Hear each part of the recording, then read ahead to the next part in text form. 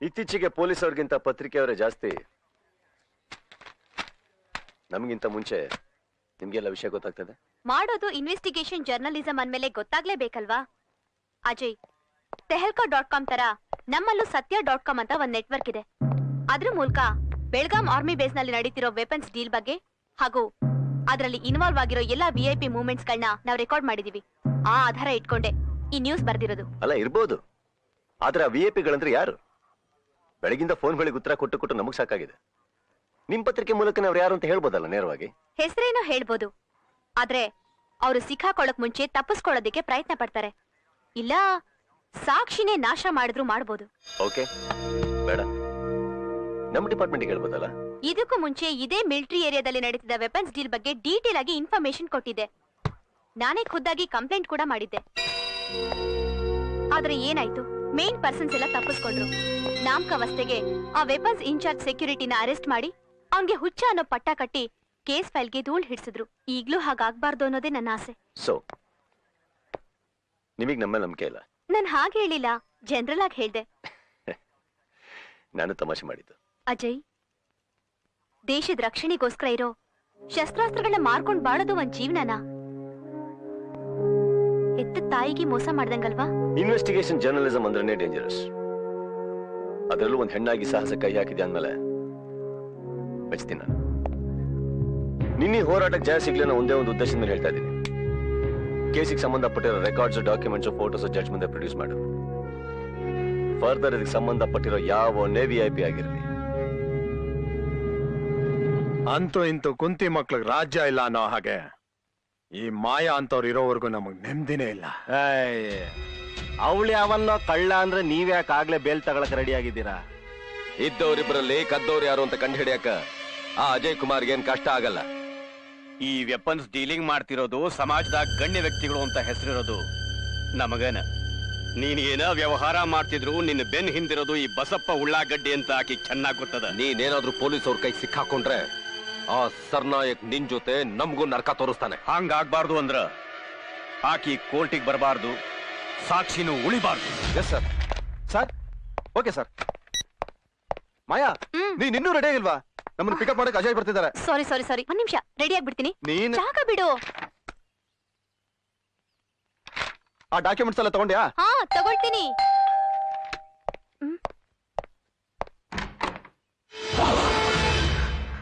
ಬಾ ಸತ್ಯ ಹೇಳಕ್ ಇಷ್ಟೊಂದು ಆತ್ರನ?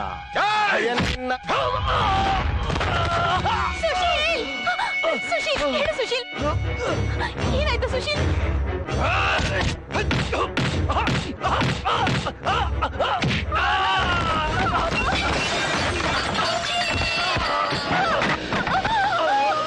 ಸುಶೀಲ್,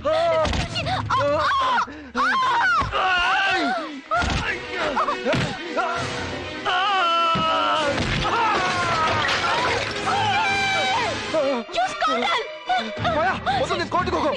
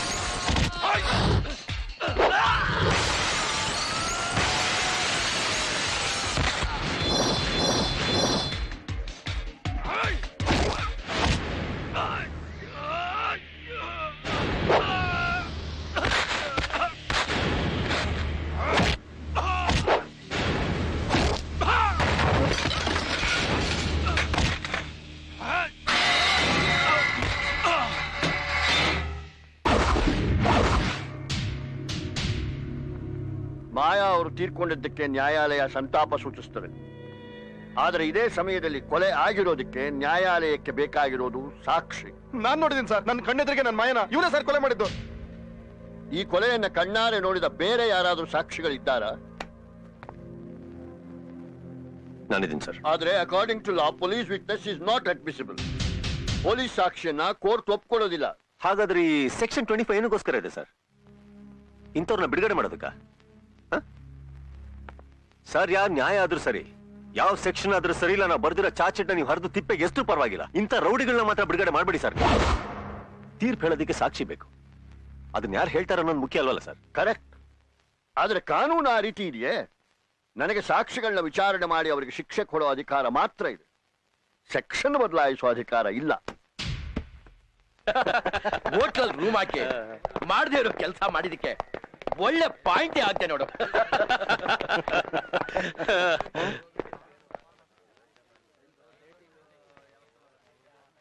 ಬನ್ನಿ ಹೋಗೋಣ. ಲೋ ಇನ್ಸ್ಪೆಕ್ಟ್ರ, ನಾನ್ ನೋಡಿದ್ರೆ ಗುಲು ಗುಲು ಗುಲು ಅನ್ಸ್ತಿರ್ಬೇಕಲ್ಲ, ಅನ್ಸಲ್ವಾ? ಮತ್ತೆ ಇವನ್ ಲವರ್ ಕೊಂದಂಗೆ ನಿನ್ನೂ ಕೊಲ್ತೀನಿ, ಆದ್ರೆ ಒಂದ್ ಕೇಸ್ ಇಲ್ದಂಗೆ ಹೊರಗಡೆ ಬರ್ತೀನಿ. ನೀನೇ ಯೋಚನೆ ಮಾಡು, ಸಣ್ಣ ಸೂಜಿ ತೂತ್ ಸಿಕ್ಕಿದ್ರೆ ಸಾಕು 9 ಸಲ ಅಂದರ್ ಬಾರಾಡೋನ್ ನಾನು. ಇನ್ನಿಂತ ದೊಡ್ಡ ತೂತಲ್ಲಿ ಕಬಡ್ಡಿ ಆಡ್ಬಿಡಲ್ವಾ? ಈ ಕೊಠಾರಿ ಮೇಲೆ ಬರೀ FIR ಬರೀಬಹುದು, ಕೋರ್ಟ್ಗೆ ಸಾಕ್ಷಿ ಬೇಕು. ಏಯ್, ಸಾಕ್ಷಿ ಸಾಕ್ಷಿ ಅದಲ್ಲ, ನಿನ್ ಸಾಕ್ಷಿ ಏನಾಯ್ತು? ನೀವು ಪೊಲೀಸ್ ಅವರೆಲ್ಲ ನನ್ನ ಲೊಟ್ಟೆ.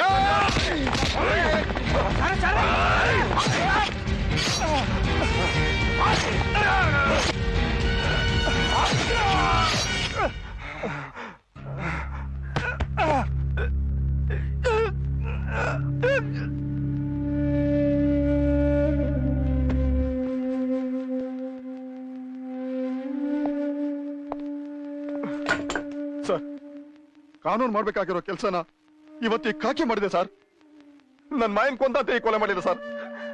ನಾವೆಲ್ಲ ದೇವ್ರು ಅಂತ ಪೂಜಿಸೋ ನಮ್ ಡಿಪಾರ್ಟ್ಮೆಂಟ್ ಬಗ್ಗೆ ಈ ಕೊರ್ಕಿ ನನ್ ಮಗ ತುಂಬಾ ಕೆಟ್ಟದಾಗ ಮಾತಾಡ್ದೆ ಸರ್. ನನ್ನ ಕೈಯಲ್ಲಿ ತಡ್ಕೊಳಕ್ ಆಗ್ಲಿಲ್ಲ ಸರ್. ನಾನ್ ಮಾಡಿದ ತಪ್ಪು ಅನ್ಸಿದ್ರೆ ಯಾರಾದ್ರೆ ಈ ಕೊಲೆ ನೋಡಿದೀನಿ ಅಂತ ಸಾಕ್ಷಿ ಹೇಳಿದ್ರ ಕೇಸ್ ಹಾಕಿ ಒಳಗ ಹಾಕ್ತೀನಿ. ಅಯ್ಯಯ್ಯೋ, ಈ ಪೊಲೀಸ್ನವ್ರ ಸಹವಾಸನೆ ಬೇಡ. ಬರ ಹೋಗೋಣ, ಬರಯ್ಯ, ಬಂದ್ರಪ್ಪ. ಪೊಲೀಸ್ ಅಂದ್ರೆ ಹಿಂಗ ಭಯ ಇರ್ಬೇಕು. ಯುವರ್ ಆನರ್, ಕೋರ್ಟ್ ಆವರಣದಲ್ಲೇ ಕೊಠಾರಿ ಅವ್ರನ್ನ ಕ್ರೂರವಾಗಿ ಕೊಲೆ ಮಾಡಿದ್ದಾರೆ ಈ ಸುಶೀಲ್ ಕುಮಾರ್. ಅದನ್ನ ಕಣ್ಣಾರೆ ಕಂಡ ಸಾಕ್ಷಿಗಳನ್ನ ACP ಅಜಯ್ ಕುಮಾರ್ ಕೋರ್ಟ್ ಕರ್ಕೊಂಡ್ ಬಂದಿದ್ದಾರೆ. ಅವ್ರನ್ನ ವಿಚಾರಣೆ ಮಾಡೋದಕ್ಕೆ ಅನುಮತಿ ಕೇಳ್ತಾ ಇದ್ದೀನಿ. ಸಾಕ್ಷಿಗಳನ್ನ ಹಾಜರುಪಡಿಸಿ. ನಡ್ರಪ್ಪ, ಹೇಳ್ದಂಗೆ ಹೇಳಿ, ಇಲ್ಲಾಂದ್ರೆ 10 ವರ್ಷ ಕಂಬಿ, ಗೊತ್ತಲ್ಲ? ಸುಶೀಲ್ ಕುಮಾರ್ ಅವರು ಕೊಠಾರಿ ಅವರನ್ನ ಕೊಲೆ ಮಾಡಿದ್ದನ್ನ ನೀವು ನೋಡಿದ್ರ? ಏನೋ ನೋಡಿಲ್ಲ ಅಂತ ಸರ್. ಬರ್ರಿ ಬರ್ರಿ ಸರ್, ಅವ್ರು ಹೇಳಿದಂದ್ರೂ ಪರವಾಗಿಲ್ಲ, ನಮ್ಮ ಹತ್ರ ಇನ್ನು ತುಂಬಾ ಸಾಕ್ಷಿಗಳಿದಾವೆ. ಪ್ರೊಸೀಡ್.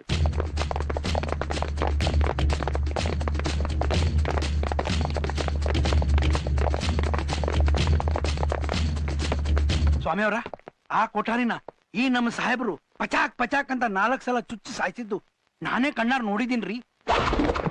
ಸಾಹೇಬ್ರ, ಕೊಠಾರಿನ ಇವರ ಸಾಯಿಸಿದ್ದು ಸ್ವತಃ ನನ್ನ ಕಣ್ಣಿಂದ ನೋಡಿನ್ರಿ. ಸ್ವಾಮಿ, ಕೊಠಾರಿನ ಸಾಯಿಸಿದ್ದು ಇವನೇ.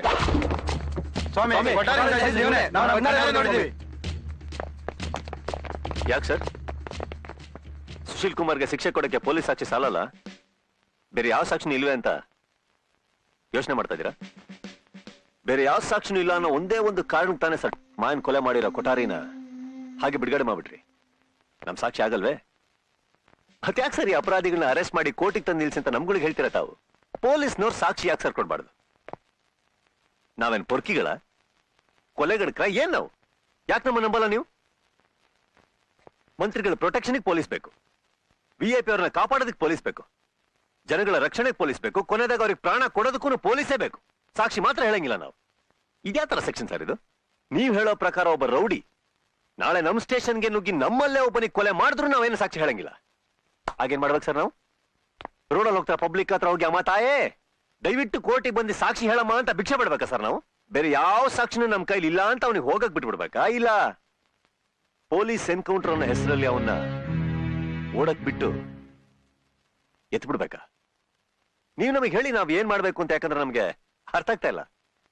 ಯಾಕಂದ್ರೆ ಕಳ್ಳನ್ ಬೇಕಾದ್ರೂ ನಂಬ್ತೀವಿ, ಅದೇ ಕಳ್ಳನ್ ಹಿಡಿಯೋ ಈ ಪೊಲೀಸ್ ಡಿಪಾರ್ಟ್ಮೆಂಟ್ ನಂಬಲ್ಲ ಅಂದ್ರೆ ನಮ್ಗೆ ಸರ್, ದೇಶಕ್ಕೆ ಸ್ವಾತಂತ್ರ್ಯ ಬಂದಾಗಿಂದ ಎಷ್ಟು ಸಲ ಜನ ಸರ್ಕಾರನ ಬದಲಾಯಿಸಿದ್ರು ಸರ್. ಆದ್ರೆ ಅದೇ ಜನಗಳಿಗೋಸ್ಕರ ಯಾಕೆ ಸರ್ ನಿಮ್ ಕಾನೂನ ಸ್ವಲ್ಪ ನೀವು ಬದಲಾಯಿಸ್ಕೊಂಬಾರ್ದು? ಆಗ್ಲೇ ಸರ್ ಆ ಜನಗಳಿಗೆ ನಿಮ್ ಕಾನೂನ್ ಮೇಲೆ ನಂಬಿಕೆ ಬರೋದು. ಕೋರ್ಟಿಗೆ ಸಾಕ್ಷಿ ಅನ್ನೋದು ಕಿವಿ ಆದ್ರೆ ಈ ಪೊಲೀಸ್ ಡಿಪಾರ್ಟ್ಮೆಂಟ್ ಖಂಡಿತ ಸರ್. ಹಾಗಾಗಿಲ್ಲ ಅಂದ್ರೆ ನಾವು ಕಾಕಿ ಹಾಕಿದ್ದು ಬಿಡ್ತೀವಿ ಸರ್. ಒಬ್ಬ ಪೊಲೀಸ್ ಆಫೀಸರ್ ಆಗಿ ಈ ತರ ಕೋರ್ಟಲ್ಲಿ ಮಾತಾಡೋದು ಅಧಿಕ ಪ್ರಸಂಗಿತನ ಅಂತ ನಂಗೆ ಗೊತ್ತು ಸರ್. ಆದ್ರೆ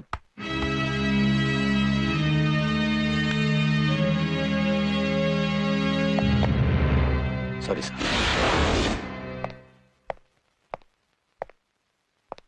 ಸರ್, ನನ್ನನ್ನ ಬೆಂಗಳೂರಿಗೆ ಟ್ರಾನ್ಸ್ಫರ್ ಮಾಡಿದ್ದಾರೆ.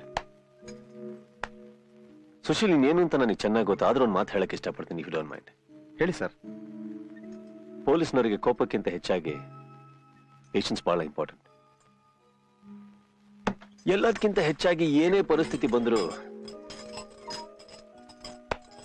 ಪ್ರಾಣ ಬೇಕಾದ್ರೂ ಕೊಡು, ತಲೆ ಮಾತ್ರ ತಗ್ಗಿಸ್ಬೇಡ.